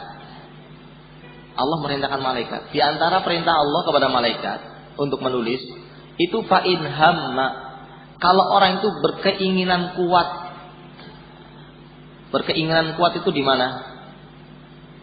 Letaknya di mana keinginan kuat ini? Hah? Di hati atau bukan? Di hati. Niat tempatnya di hati. Barang siapa yang berniat kuat untuk melakukan satu kebaikan dan dia tidak jadi melakukannya, tidak jadi. Malaikat tahu apa tidak? Malaikat tahu apa tidak? Niat baik orang dan dia tidak jadi melakukannya. Malaikat tahu apa tidak? Malaikat tahu. Kalau begitu malaikat tahu yang di dalam hati? Ya. Dalam hal ini, dalam masalah penulisan ini Allah berikan kemampuan kepada malaikat sehingga dia mengetahui apa yang di dalam hati orang. Malaikat yang diperintahkan untuk menulis, ya. Malaikat yang diperintahkan untuk menulis kebaikan-kebaikan dan kejelekan-kejelekan. Ya. Barang siapa yang berniat baik, Allah malaikat tahu. Malaikat yang menulis ini tahu. Barang siapa berniat jelek, malaikat yang menulis ini pun tahu. Sehingga dikatakan oleh Ibnu Daqiq Al-Aid rahimahullah dalam syarah terhadap hadis ini, beliau membawakan perkataan At-Tabari, Imam At-Tabari. Ya. Beliau menjelaskan yang kurang lebih maknanya, saya tidak bacakanlah, waktunya barangkali tidak cukup. Bahwasanya malaikat yang ditugaskan oleh Allah Subhanahu wa taala untuk mencatat perbuatan-perbuatan dan ucapan manusia itu mengetahui apa yang diniatkan, ya. Mengetahui apa yang diniatkan oleh manusia. Allah berikan kemampuan kepada malaikat tadi sehingga mengetahui apa yang ada di dalam hati, ya. Padahal ini perkara yang ghaib atau bukan? Perkara yang ghaib, tapi Allah tampakkan kepada malaikat. Allah tak beritahukan kepada malaikat sehingga malaikat tadi tahu apa yang ada di niat orang tadi. Mereka tahu. Dan ini bukan sesuatu yang tidak mungkin, karena bukan hanya malaikat saja. Memang perkara yang ghaib itu hanya milik Allah, Allah yang tahu. Tapi Allah juga memberitahukan kepada sebagian hamba-hambanya yang Allah apa? Kehendaki. Nah, sebagaimana Allah ceritakan tentang kisah Nabi Isa alaihissalam. Dia mengatakan kepada Bani Israel, sebagaimana dikisahkan oleh Allah dalam firman Allah Subhanahu wa taala, wa unabbiukum bima ta'kulun wa ma tadakhiruna fi buyutikum. Wa unabbiukum, kata Nabi Isa kepada Bani Israel, wa unabbiukum bima ta'kulun. Akan kami beritakan, saya bisa beritakan kepada kalian apa yang kalian makan di rumah. Saya akan beritakan kepada kalian apa yang kalian simpan di rumah. Nabi Isa tahu karena diberitahu oleh Allah, ya, apa yang ada di rumah orang, di rumah Bani Israel yang dimakan oleh Bani Israel, tahu. Begitu pula Nabi Muhammad SAW diberitahu oleh Allah Subhanahu Wa Taala beberapa hal yang itu adalah merupakan perkara yang ghaib. Ya. Sehingga ini bukan sesuatu yang aneh, ya, sesuatu yang Allah mampu untuk memberikan kemampuan kepada hamba-hambanya sehingga mengetahui perkara yang ghaib, ya. Yang sesungguhnya pada asalnya perkara yang ghaib ini tidak ada yang tahu kecuali hanya Allah Subhanahu wa taala. Nah, ini yang pertama. Kemudian berikutnya, summa bayyana dzalik faman hamma bihasanatin fa'amilaha. Barang siapa yang faman hamma bihasanatin falam ya'malha. Barang siapa yang berniat baik namun dia tidak jadi melakukannya. Berniat, berkeinginan kuat. Ham di sini bukan sekedar bukan sekedar apa? Suara hati, ya, bukan sekedar bisikan. Dikatakan oleh Al-Imam Ibnu Rajab di dalam syarahnya setelah menyebutkan hadis, ya, beliau mengatakan bahwasanya annal murad bil ham, yang dimaksud dengan ham di sini faman hamma bihasanatin, itu adalah apa? Al-azm, keinginan yang kuat. Keinginan yang kuat, la mujarrad al-khatarah, bukan sekedar suara hati, bukan sekedar suara hati, tapi betul-betul keinginan yang kuat. Dan Allah Maha tahu siapa yang berkeinginan kuat dan siapa yang hanya angan-angan saja. Allah Maha tahu. Barang siapa yang punya keinginan yang kuat, ya, kemudian dia tidak jadi melakukannya, berkeinginan kuat untuk berbuat baik, berbuat amal soleh, tapi tidak jadi melakukannya karena sebab ada banyak hal. Ada orang yang berkeinginan baik, tapi kemudian dia tidak diberi kemampuan oleh Allah untuk bisa melakukannya, ya. Padahal dia sudah berusaha untuk melakukannya. Dia tidak malas, tapi belum sampai dia melakukannya, misalnya dia telah meninggal dunia, misalnya, maka ditulis sebagai orang yang melakukan apa? Kebaikan, bahkan ini mendapatkan pahala yang sempurna sebagaimana disebutkan dalam firman Allah Subhanahu wa taala surat An-Nisa ayat 100, "Wa man yakhruju min baitihi muhajiran ila Allah wa rasulih, tsumma yudrikul maut, faqad waqa'a ajruhu 'ala Allah." Barang siapa yang keluar dari rumahnya untuk hijrah, ya, keluar dari rumahnya, sudah keluar untuk hijrah, tapi kemudian apa? Sebelum sampai kepada tempatnya dia sudah meninggal dunia, maka dia telah ditulis sebagai orang yang apa? Hijrah, mendapatkan pahala yang sempurna. Ya. Begitu pula orang yang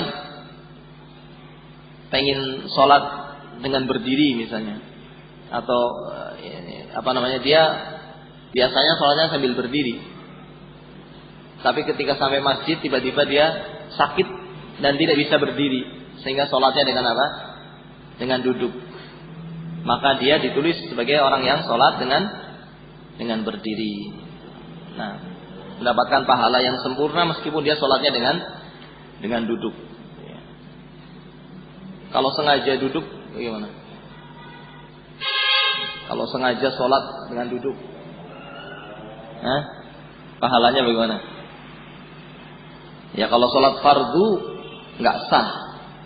Ya, kalau sholat fardu sengaja duduk, itu sholatnya nggak sah. Tanpa alasan dia duduk, nggak sah.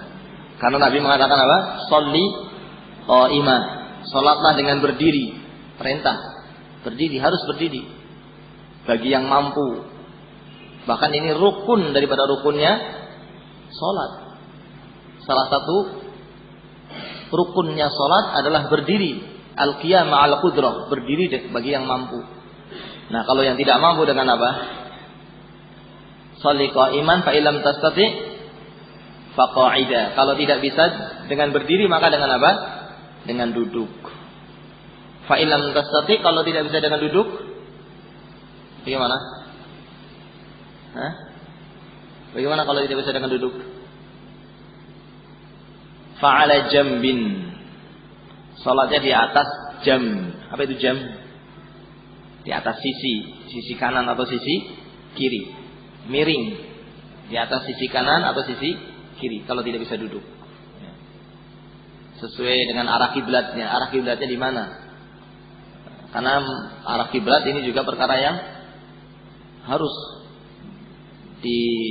orang ketika sholat harus menghadap ke arah kiblat, ke arah Ka'bah. Sebagaimana diperintahkan oleh Allah Subhanahu wa taala. Nah, wa haitsu ma kuntum fawallu wujuhakum syatrah. Dimanapun kalian berada, arahkan ke arah kiblat. Maka orang yang tidak bisa duduk dengan berbaring, itu juga harus menghadap ke arah kiblat. Maka dia berbaring miring di atas sisi kanan atau di sisi kiri, tergantung kepalanya di mana. Dia menghadap berbaringnya kemana? Kepalanya di utara atau di selatan? Kalau kepalanya di utara, maka dia di sisi apa? Kanan atau sisi kiri? Utara mana? Utara sana. Nah, kalau di utara berarti dia di sisi kanan. Kalau kepalanya di selatan berarti dia di sisi kiri. Gitu. Kalau nggak bisa, ya sudah sebisanya terlentang. Ya. Kharafidina azanallahu wa iyyakum. Nah, orang yang ini sholat fardu ya, tapi kalau sholat sunnah boleh. Sholat sunnah boleh nggak dengan duduk? Boleh, meskipun dia mampu berdiri. Meskipun dia mampu berdiri, dia boleh sholat sunnah dengan apa? Dengan duduk. Tapi pahalanya separuh pahala orang yang sholat dengan berdiri. Pahalanya separuh. Yang kita bahas tadi sholat fardu. Maka seorang itu sebisa mungkin kalau dia itu dalam perjalanan dan naik kendaraan, sholatnya turun supaya bisa sholat dengan apa? Dengan berdiri. Kan ini rukun. Ya, tapi kalau tidak mungkin dengan turun, misalnya naik pesawat, ya, turun bisa nggak? Nggak bisa. Atau naik kapal turunnya, nah, ke laut. Ya, dia sholat di atas pesawat atau di atas kendaraan kalau tidak bisa berdiri dengan duduk. Tapi kalau masih bisa berdiri, upayakan dengan berdiri. Karena ini rukun. Kecuali kalau sholat sunnah maka boleh dengan duduk. Ya. Maka orang yang biasanya sholat berdiri kemudian dia sholatnya duduk karena sakit, maka dia mendapatkan apa? Ditulis sebagai orang yang sholat dengan berdiri. Atau bisa juga orang itu berniat baik tapi muncul malas atau ada sesuatu yang menghalangi dia dari berbuat baik tadi sehingga tidak jadi melakukannya, maka dia juga ditulis sebagai orang yang apa? Telah berbuat kebaikan dengan sempurna. Nah,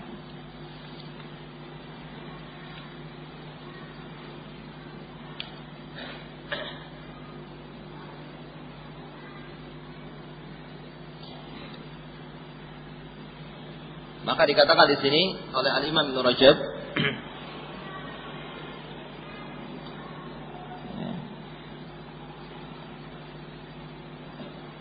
orang yang telah berniat berbuat baik, berkeinginan kuat untuk berbuat baik, kemudian tidak jadi melakukannya, dia ditulis sebagai orang yang berbuat kebaikan dengan sempurna. Ini di sini disebutkan sebuah asar dari Abu Darda. Abu Darda mengatakan, "Man ata firashihi wa huwa yanwi an yusalliya minal lail fa ghalabathu 'ainah hatta yusbih kutiba lahu ma nawa." Barang siapa yang mendatangi tempat tidurnya untuk tidur dan dia sudah niat sebelum tidur, dia niat nanti saya mau sholat malam, tapi apa? Tertidur hatta yusbih, sampai azan subuh baru dia bangun, maka apa?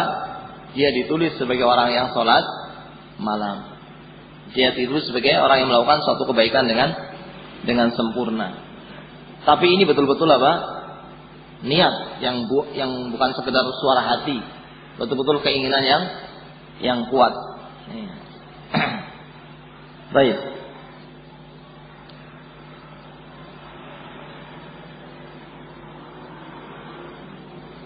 Dan juga di sini disebutkan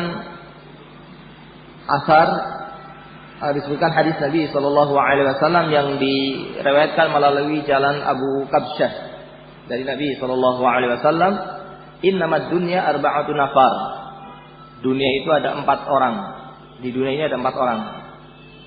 Abdun razaqahu Allahu malan wa ilman fahuwa yattaqi rabbahu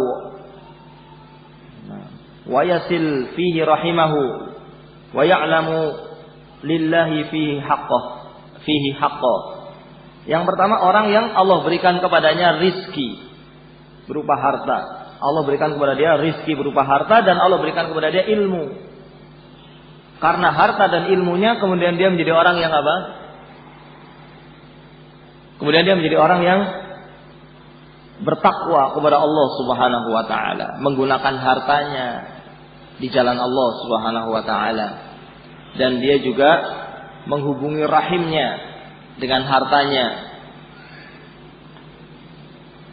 memberikan hadiah atau yang semisalnya, atau bersedekah atau yang semisalnya. Fala ya'lam wa ya'lam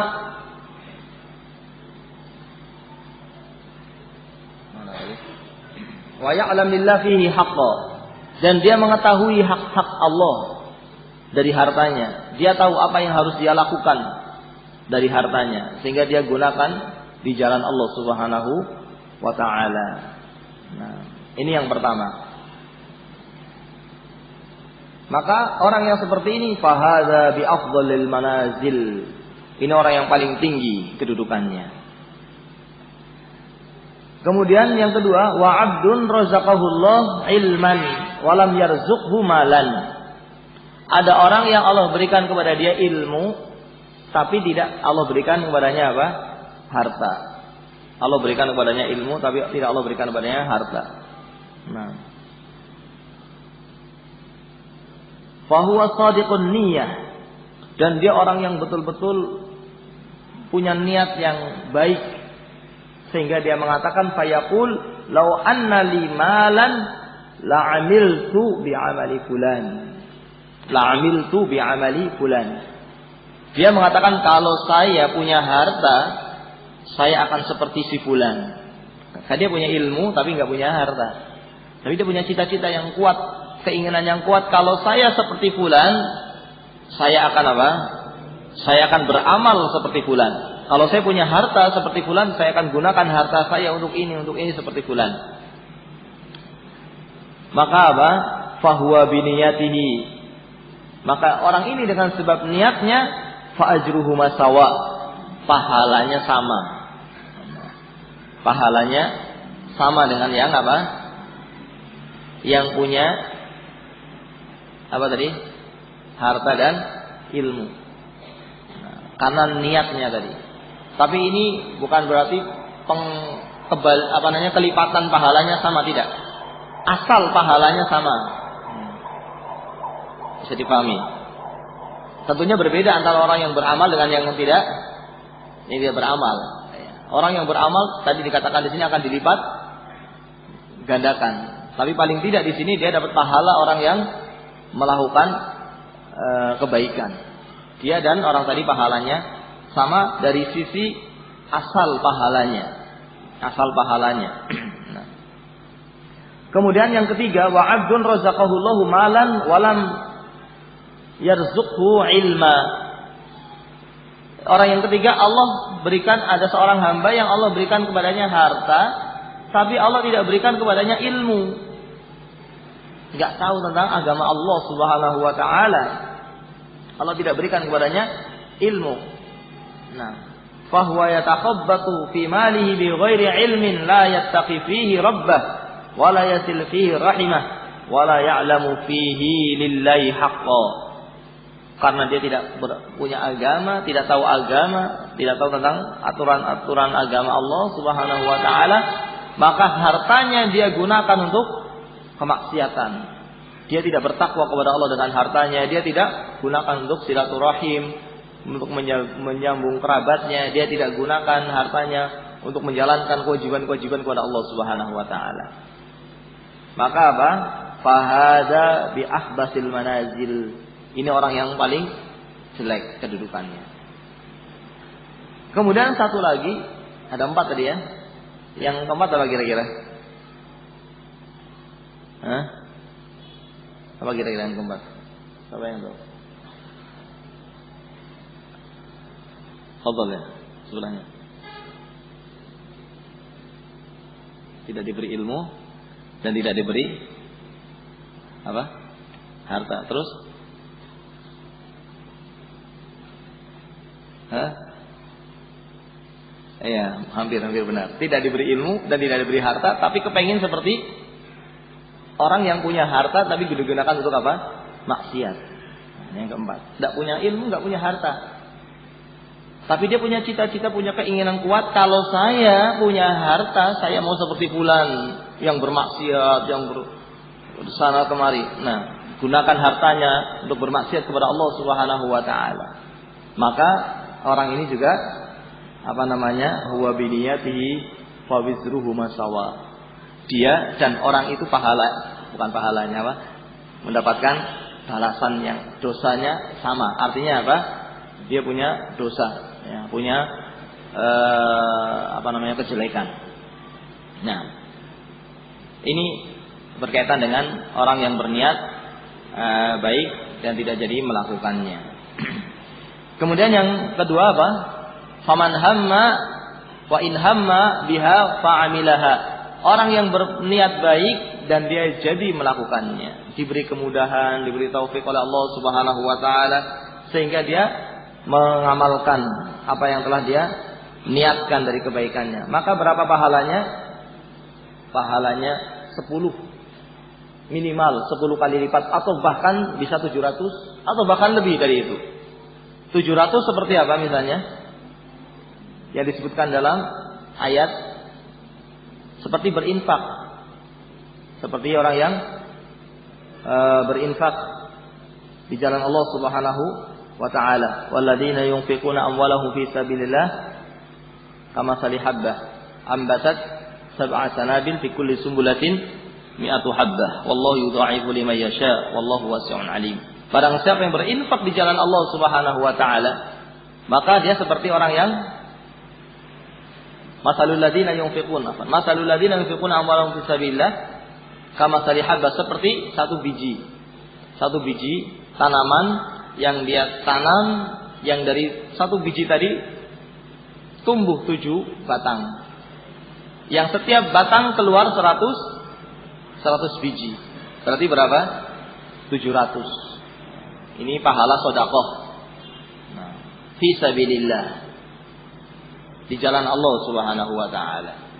Jihad dan yang semisalnya yang saya pahami dari tafsir tafsir As-Sa'di, ini mencakup bukan hanya jihad saja, tapi juga sedekah yang lainnya yang di jalan Allah Subhanahu wa taala. Itu akan dilipat gandakan menjadi berapa? 700 kali lipat. Ini kalau antum sedekahnya 1000, berapa catatannya? 700.000, Masya Allah. Apalagi kalau 10.000, maka apa? Keutamanya sangat besar. Dan ini yang akan dibawa ke akhirat nanti, yang seperti ini, yang dikeluarkan di jalan Allah, itu yang akan dibawa di akhirat. Itu yang kita miliki, harta yang kita miliki itu yang kita gunakan di jalan Allah Subhanahu wa taala. Adapun yang tidak digunakan di jalan Allah, kalau sudah mati ya sudah ditinggal. Tapi yang digunakan di jalan Allah itulah harta yang kita miliki.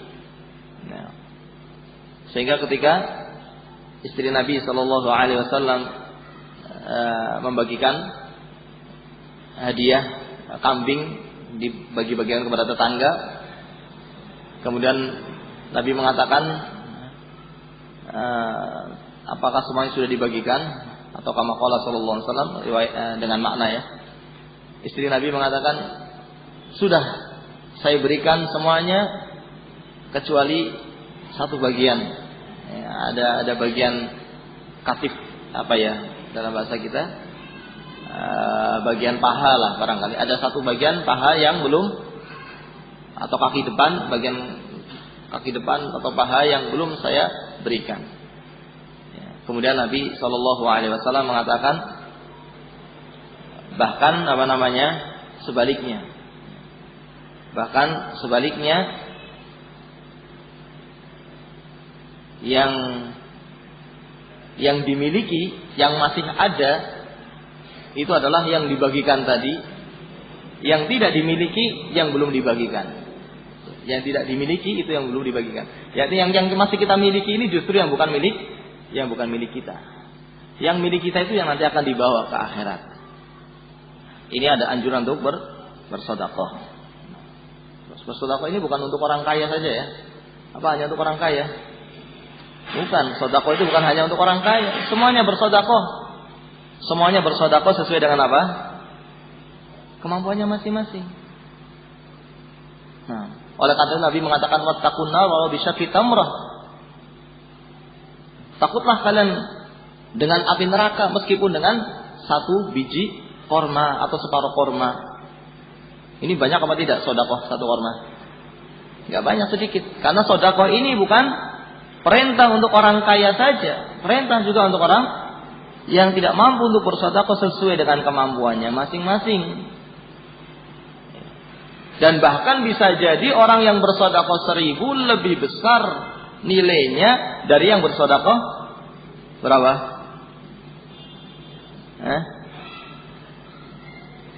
Lebih besar dari orang bersedekah berapa? 100.000. Bro, bagaimana itu? 1000 lebih besar daripada yang 100.000. Mungkin. Dari sisi apa? Keikhlasannya. Dari sisi beratnya dia perjuangan untuk bersedekah dengan 1000 tadi. Karena dia cuma punya uang 1.500 misalnya.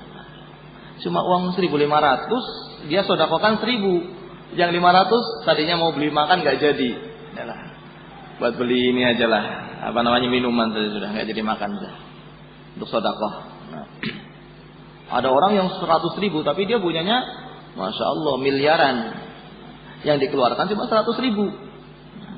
Ini bisa jadi yang 1.000 lebih besar nilainya di sisi Allah Subhanahu wa taala. Nah, karena di antara hal yang membuat besarnya nilai adalah keimanan. Termasuk yang membuat besarnya nilai suatu amalan adalah keimanan, keislamannya, keikhlasannya. Oleh karena itu Nabi mengatakan tentang sahabatnya, "Lau anfaqa ahadukum misla Uhudin dhahaba ma balagha mudda ahadihim wala nasifahu atau kama qala sallallahu alaihi wasallam." Setelah Nabi mengatakan, "Jangan kalian mencela para sahabatku. Demi Allah, seandainya kalian berinfak 1 gunung Uhud emas, infak emas sebesar gunung Uhud, itu tidak akan mencapai infaknya sahabat yang hanya 1 genggam atau 1 tangan emas." Nah, sedikit tapi nilainya apa? Besar. Karena apanya, Eva? Karena imannya, karena takwanya kepada Allah Subhanahu wa taala, karena keislamannya. Maka dikatakan juga oleh Imam Ibnu Rajab, anna mudha'afatal hasanat ziyadah ala 10 takunu bihasabi husnul Islam. Bisa jadi orang itu akan dilipat gandakan kebaikannya menjadi 10 karena sebab kebaikan Islamnya. Nah, atau karena bihasabi wa yakunu bihasabi kamalil ikhlas, karena ikhlasnya yang sempurna. Nah, wa bihasabi fadlu dzalikal amal fi nafsihi, bisa jadi karena amalan itu memang amalan yang besar. Au bihasabi al hajah ilaihi, atau karena sedang sangat dibutuhkan. Orang memberi pada saat dibutuhkan, maka ini bisa lebih besar daripada yang selain itu. Sedang terkena musibah, sedang kesulitan, maka ketika memberi pada saat itu bisa lebih besar daripada waktu yang lainnya. Nah, kemudian juga disebutkan tentang dilipat gandakan pahala ini. Sampai jam berapa ya? Jam 11 ya.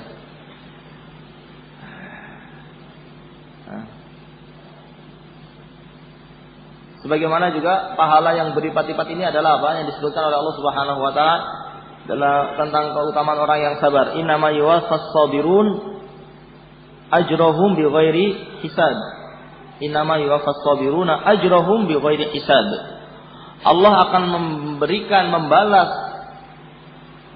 pahala orang yang sabar dengan tanpa hitungan. Begitu pula orang yang berpuasa. Allah mengatakan, illa siyam fahuwa li aw fa innahu li wa ana ajzi bihi. Amalan-amalan itu akan dilipatkan menjadi 10 sampai 700 kali lipat kecuali puasa. Puasa itu hanyalah untukku dan apa? Aku yang akan membalasnya. Tidak ada apa? Tidak ada bilangannya, tidak ada hitungannya.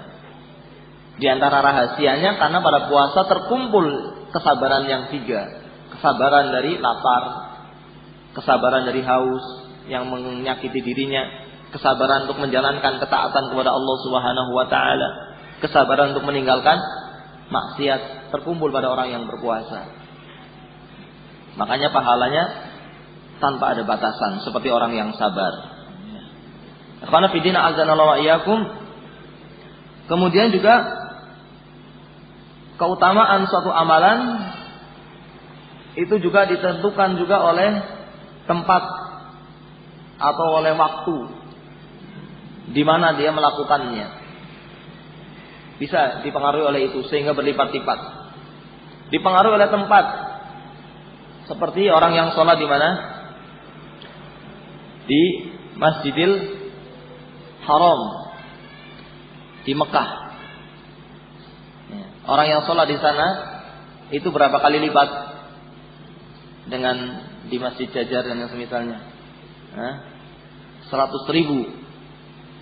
kali lipat, 100.000 kali lipat. Nah, orang yang sholat di Masjidil Haram. Nah, kalau dosa di sana bagaimana? Kalau sholatnya berlipat-lipat, kalau dosanya dipengaruhi apa tidak? Kalau dosa tetap ditulis sebagai satu kejelekan, tetapi besarnya beda dengan orang yang berbuat dosa di luar Masjidil Haram, di luar kota Mekah atau di Masjidil Haram. Beda. Meskipun ditulisnya sebagai satu apa? Satu kejelekan, karena Allah tidak akan berbuat zalim. Allah tidak akan berbuat zalim. Tetapi satu kejelekan ini berbeda dengan satu kejelekan yang dilakukan di luar Masjidil Haram atau di masjid. Orang yang berbuat dosa di masjid dengan yang berbuat dosa di luar masjid, mana yang lebih besar? Sama-sama ditulis sebagai satu kejelekan, tapi kejelekan yang dilakukan di dalam masjid lebih besar daripada kejelekan yang dilakukan di luar masjid. Ini masjid tempat ibadah. Bagaimana dia berbuat jelek?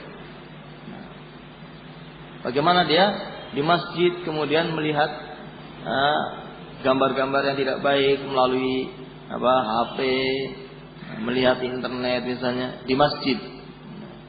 Bukan berarti di luar masjid boleh. Di luar masjid tidak boleh. Apa di masjid apa lagi?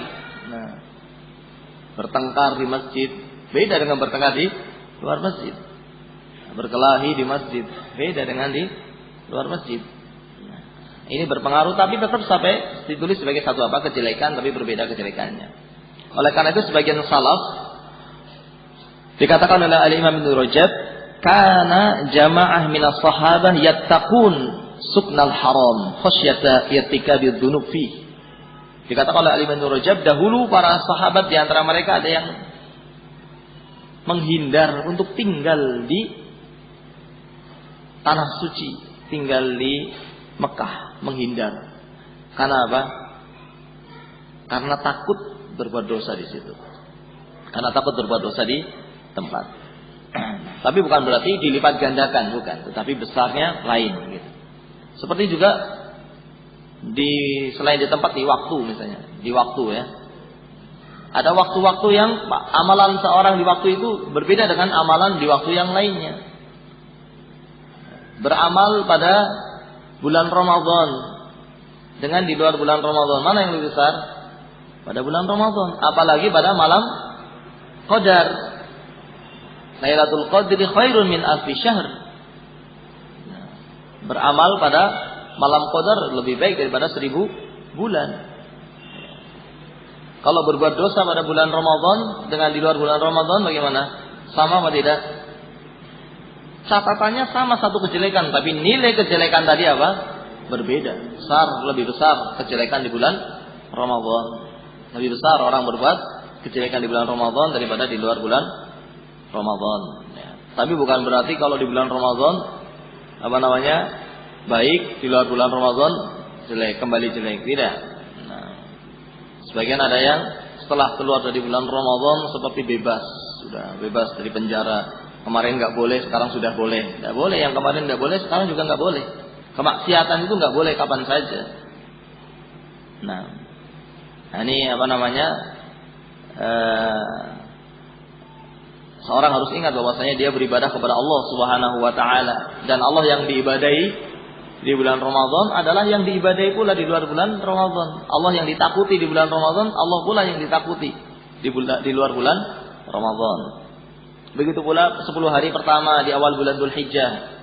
Ini orang yang beramal pada hari itu berbeda dengan di hari yang lainnya. Nah, disebutkan dalam hadis yang diriwayatkan oleh Imam Bukhari, "Ma min ayyamin al-'amalu salihu fiha ahabbu ila Allah min hadhil ayyam al-'ashr." Tidak ada hari yang Allah lebih cintai untuk beramal.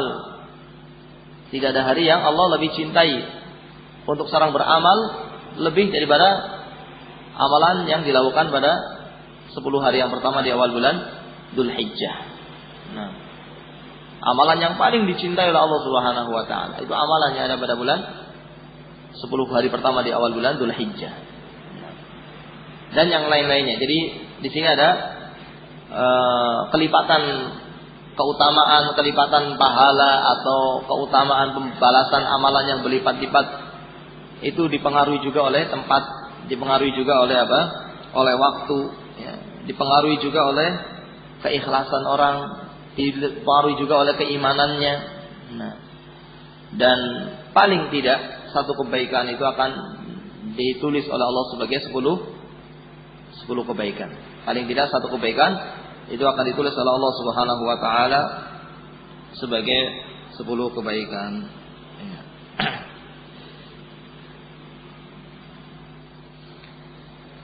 Dan Allah Subhanahu wa taala telah menetapkan adanya kebaikan-kebaikan yang berbeda-beda pada suatu tempat. Allah telah menetapkan itu berbeda-beda, pada waktu-waktu juga berbeda-beda. Hari Jumat misalnya, hari Jumat itu tidak sama dengan hari yang lainnya. Hari yang paling afdal dalam satu pekan itu hari Jumat. Yang di sana ada satu saat yang seorang kalau berdoa itu akan akan dikabulkan pada hari Jumat, yang tidak ada pada hari yang lainnya. Begitu pula hari-hari yang lainnya, hari Arafah. Hari Arafah ini berbeda dengan hari yang lainnya. Dan yang lain-lainnya sebagaimana telah antum ketahui dalam masalah yang seperti ini insyaallah. Ini berkaitan dengan orang yang berniat berbuat baik kemudian melakukannya atau tidak melakukannya. Nah, maka orang yang berniat baik, atau di sini lebih tepat kita katakan berkeinginan kuat. Berkeinginan kuat, ham itu lain dengan hanya bisikan lain. Bukan hanya bisikan, tapi ini sudah menguat dan terus berada di hati. Kalau bisikan itu kadang-kadang muncul terus hilang, itu bisikan. Muncul hilang, bisikan itu. Itu tidak tidak ditulis. Tidak ditulis sama sekali. Tapi kalau bisikan kemudian menetap di hati. Nah, ini namanya ham, ingin melakukannya. Kemudian kalau dia sudah berusaha untuk melakukannya, ini lebih barangkali diistilahkan dengan azm, lebih kuat lagi dia ingin melakukannya. Ya. Maka yang dimaksud di sini adalah ham, keinginan yang kuat. Barang siapa yang berkeinginan kuat untuk melakukan suatu kebaikan dan dia tidak jadi melakukannya, maka dia ditulis sebagai orang yang melakukan kebaikan dengan sempurna. Dan barang siapa yang berkeinginan kuat untuk melakukan suatu kebaikan dan kemudian dia melakukannya, maka dia akan ditulis sebagai orang yang melakukan 10 kebaikan atau bahkan 700 kali kebaikan kali lipat, ya. Atau bahkan dilipatkan kebaikannya menjadi berlipat-lipat lebih dari 700 kali lipat dan tidak ada batasannya. Barangkali ini yang bisa kita sampaikan sebagian dari hadis ini. Insyaallah kita lanjutkan pada sesi berikutnya. Wallahu taala a'lam bishawab. Wassallallahu ala nabiyyina Muhammad wa ala alihi washabbihi ajma'in.